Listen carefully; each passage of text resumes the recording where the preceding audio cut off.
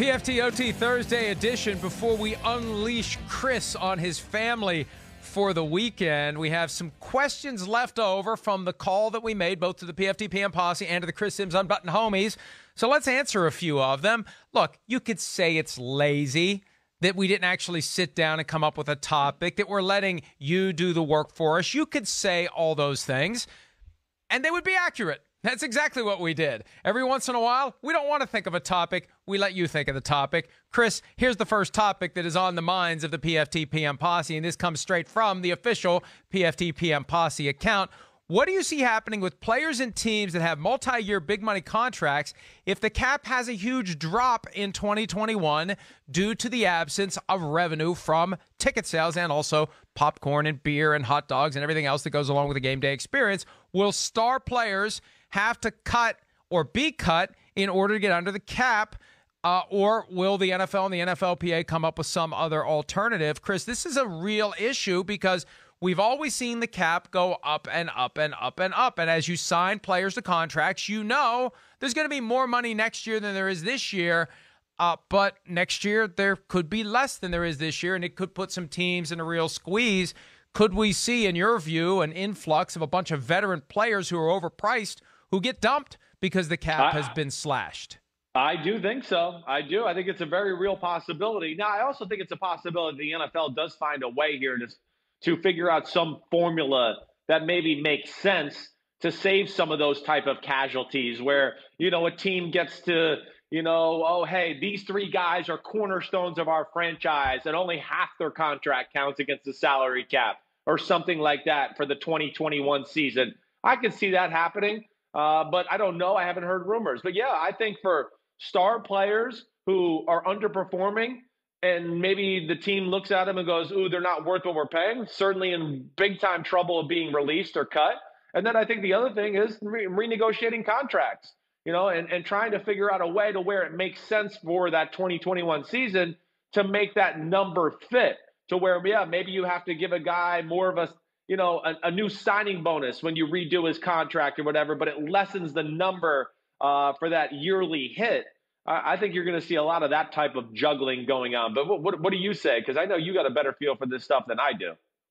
And this is another reminder of why I like taking questions, because sometimes the questions force me to consider things in a way that I otherwise just wouldn't, sitting around thinking about whatever the news of the day is. Here's the reality. Every year, the salary cap is the product of a negotiation between the NFL and the NFL Players Association.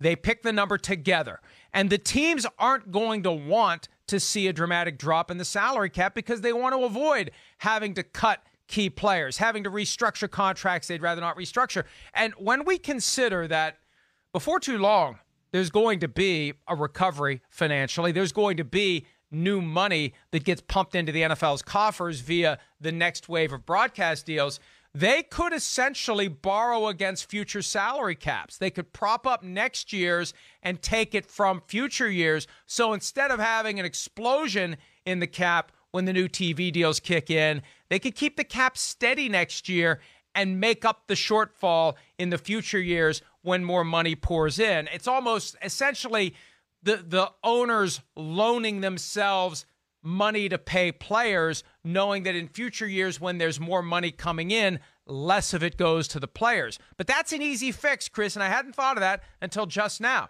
The salary cap could be the exact same next year, and the owners get their credit in future years when the revenue not only recovers, but moves north with the new TV deals. If I had to guess, I think that's the outcome. We're not going to see a dip in the salary cap. We're going to see it the same, maybe even a little bit higher, just to show everyone, hey, we're fine. And then the money from future years is what's going to subsidize the ability to keep the cap at or close to where it is in 2021. Yeah, it'll be interesting. It really will. I hear what you're saying, but that's also all predicated on, the economy's going to get turned around and be somewhere in a positive, spot here 6, 7, 8 months from now. And I'm just not sure that's the reality. So again, I think that thought and what you're saying makes a whole lot of sense. I'm just not sure. And again, it's going to be one of those things we're going to have to wait and see. We're going to have to see what the jobless rate is in America, the unemployment rate, and then to see what kind of fan attendance do we get this year. as restrictions get eased and things like that? How comfortable are people going to a stadium and consuming, these products and being in a place where other people are touching the hand railings and everything else? I think those are all things that are going to play into what you're saying. And I don't think we're going to have those answers for a while. And the clock, Chris, is ticking on these TV deals. The Monday Night Football deal expires after the 2021 season. The rest of the contracts expire after the 2022 season. I could see the NFL doing kind of a short-term Band-Aid deal just to wait until everything is back to normal or as close to normal as it's ever going to be, when the big money can be spent by the networks to do a longer-term deal. But if there's concern that it's going to take time for the economy to recover, I think it makes sense for the NFL to go short-term. But again, that is going to delay the day when the NFL gets that huge increase in rights fees that it was anticipating getting once it got a new labor deal in place. Next question from Brian Donahue, 56. Do you see temperatures being taken of every fan at the gates before going through a metal detector? Of course, this is all premised on fans showing up. And Chris, let me just answer this one quickly. I watched 60 Minutes this week. There was a segment about what's going on at Amazon with all the people that are working to ensure that all the things we order show up. They actually have a scan that they do of you that doesn't touch you. Like as you come through the doors, it catches your temperature. So I think at a minimum, they're going to do that. And anybody that's got a fever isn't going to be allowed in. Doesn't mean they're not carrying the virus, but It's at least a basic litmus test to say, hey, if you've got a fever, you're not coming through the doors. Yeah, I mean, I guess it's a real possibility. How expensive is that technology? I mean, that'd be the other question I have, and just, man, how long will that slow down the process of people getting into the stadiums? I mean, that's not a big deal, we know, but it'll certainly be a pain in the butt. So, I mean, it makes sense. That would be the correct thing to do, and again, we don't know if that's not going to be foolproof, as you said. There's a lot of asymptomatic carriers of this virus out there who have no clue, never showed any signs, no fever, anything like that. So you're still going to be taking a tremendous risk in that scenario. But this type of formula or scenario would lessen that to a degree.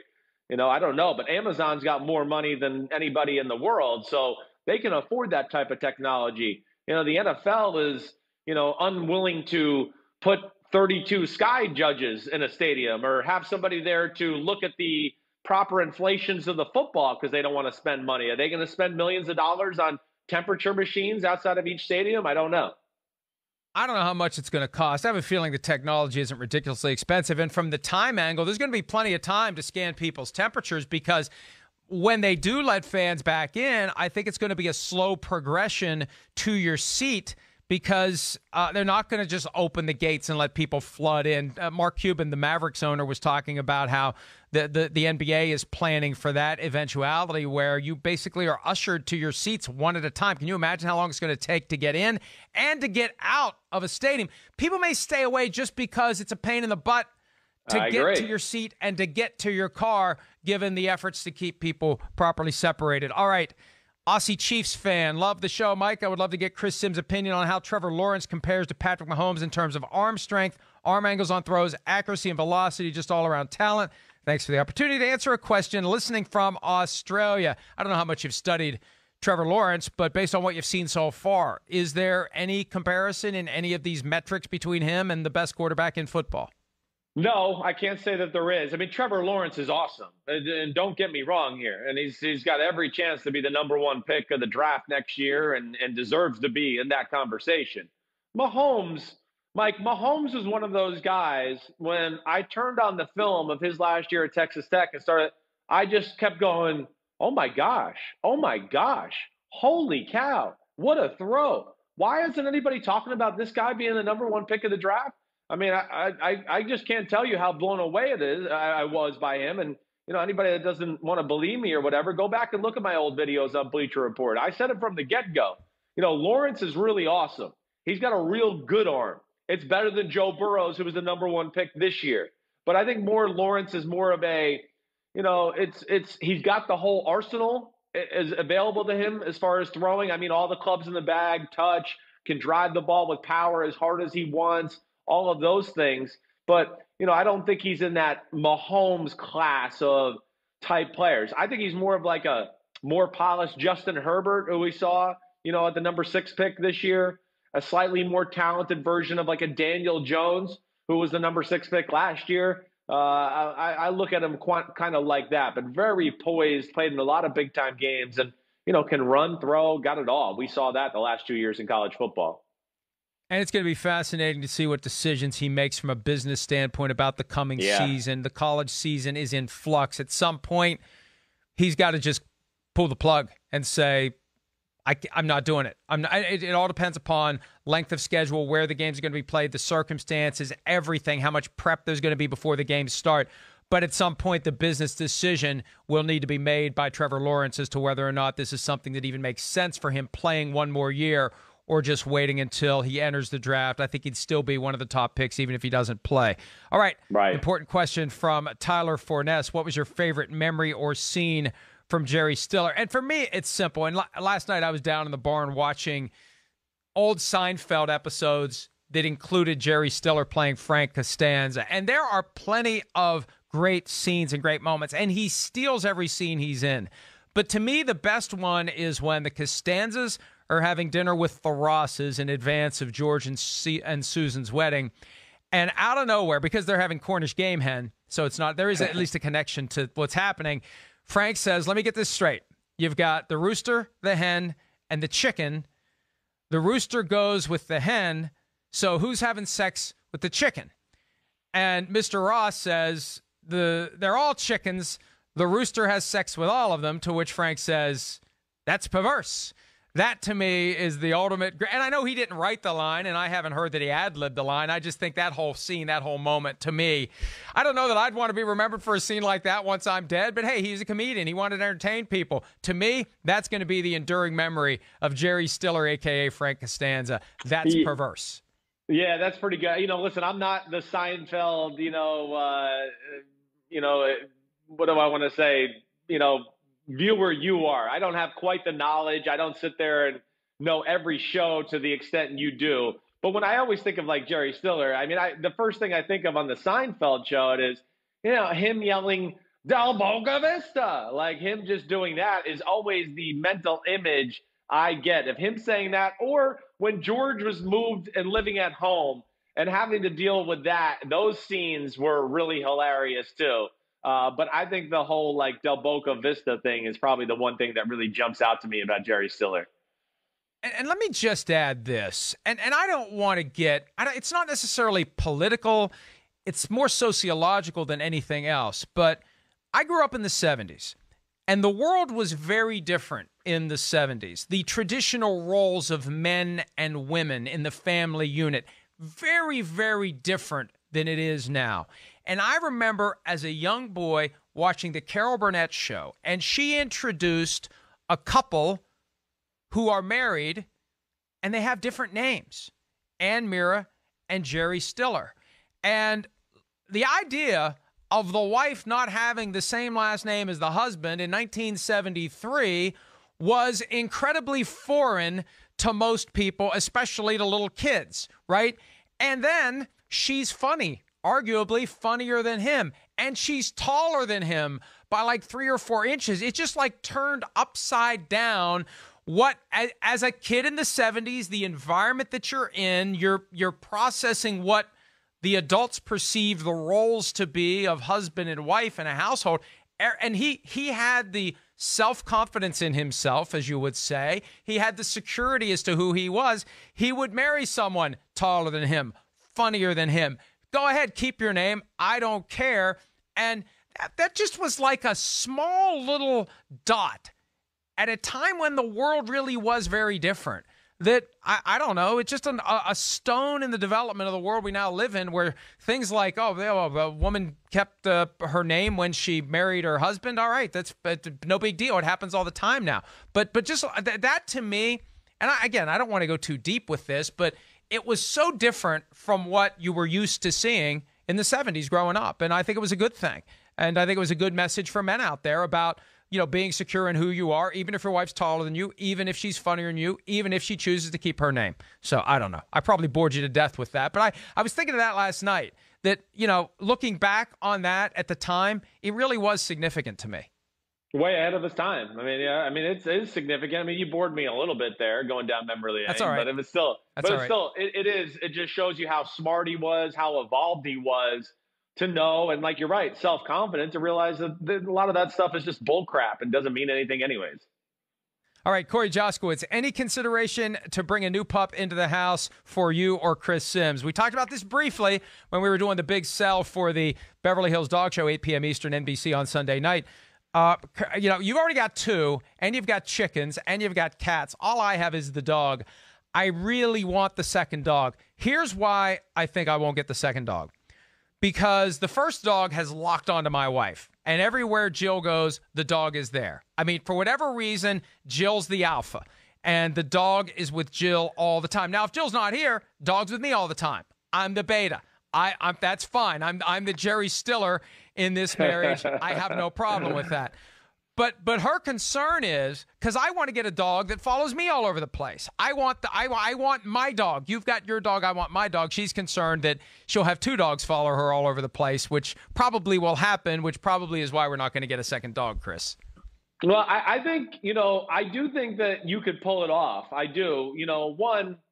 I think that other dog, that puppy, will either realize, oh wow, this is Jill's dog over here, Macy, and it'll start to gravitate towards you because it'll realize that Macy doesn't love you as much.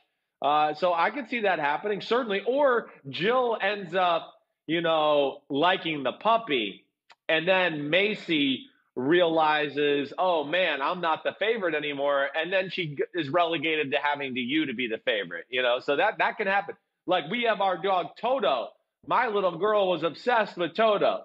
Toto was a Cairn Terrier. We got Bentley, and he was a cute all-black German Shepherd. And, man, Toto got thrown out of the window in a hurry. And my little girl is all about that German Shepherd now. And Toto's moved on to me and my wife now as the favorite. So it certainly can happen that way, too. Well, I don't know that I'm going to find out. And it sounds like you're not going to find out what happens when a third dog gets introduced into the mix. No way. 2 dogs, 3 cats, 3 chickens, and 2 beehives outside of my window where I'm sitting right here. We got 2 different hives of bees, too. So we got enough going on here. I don't want anything else on my damn house or yard anymore. I'm not messing with beehives, man. They sting. They don't bother you unless you went in there and try to steal their honey. You could walk right by their hives. They're not aggressive by nature. They're only aggressive if you start to mess with them. Then they're going to get involved with you. But they sit out here and they're in the sun, and it's unbelievable to watch the teamwork and what they do and everything like that, and how they rally around the queen bee and she's the boss. It's very interesting to see how they operate. It's funny. All these different lines from all the various Seinfeld episodes that seem to fit any occasion. We were talking about Frank Costanza earlier. You talk about bees and getting stung by a bee. There's a moment in one of the seasons, and I'm not to the point where I can recite chapter and verse. In one of the shows, George has fallen and injured his knee, and Jerry points out to Elaine that George was running from a bee, which is just a beautiful image. All right, last one before we wrap this up.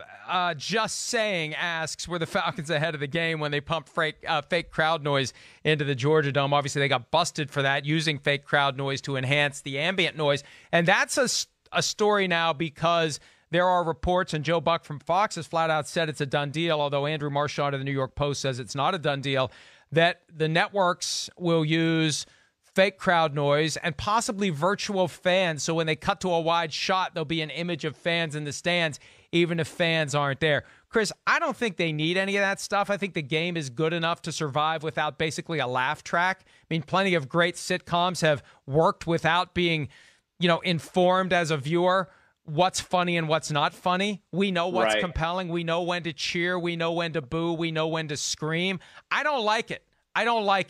But we'll see what happens. I'll keep an open mind. I just don't think it's necessary, but maybe it is necessary for the casual fan.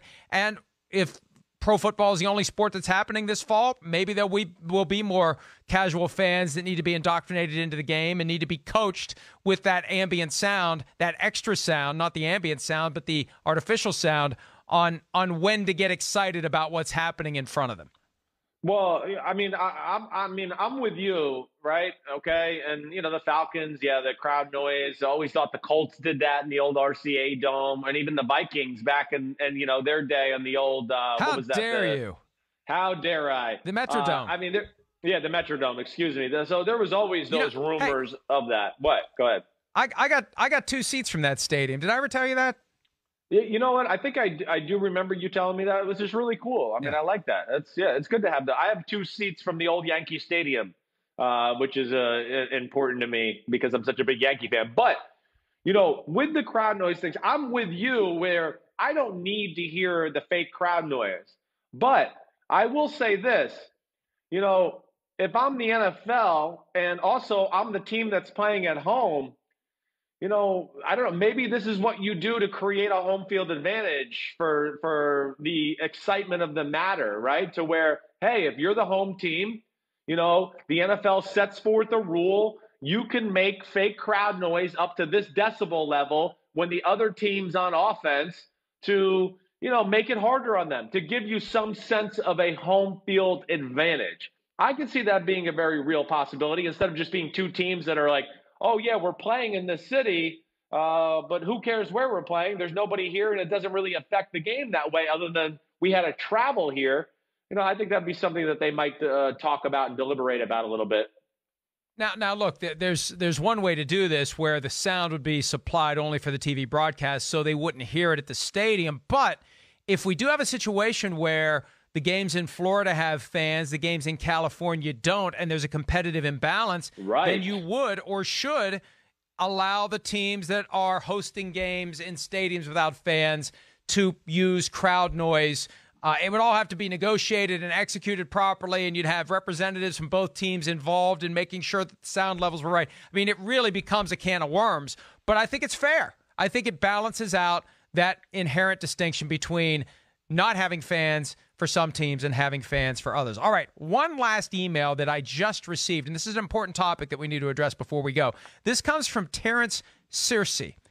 Have you noticed ghostly orbs floating around Chris during your broadcast? Are you worried about potential demonic possession of your co-host? I don't know that anyone has told you this, but apparently there are some ghostly orbs that are floating around in the background of your shot, Chris. Well, I mean, I would think it's just there's a huge window right here, okay? And I would think it's just the shadows of the sun and, I don't know, the trees that are out here in my yard and whatever else. Now, there could be ghosts here. My house is 295 years old, so there could be some British soldiers just walking behind me right now that were here for the Revolutionary War. I'm going to ask them if they want some coffee or a cup of tea. Maybe they do. I don't know. I'm not scared of them either way. I don't care. Yeah, I mean, I look at it this way. I remember when I was a kid, I was scared of all that crap. You make it this long in life without seeing any tangible evidence of ghosts or anything like that. Of course, I'm probably inviting, some sort of a poltergeist infiltration in my house tonight. But you get to a point where you're like, none of that stuff is going on. And hey, as I say even that, if it is, who cares?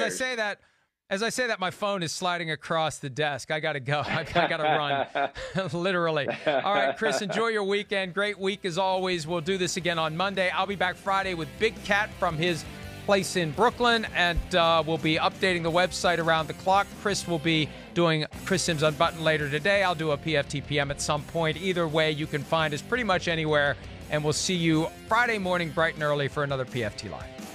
See ya.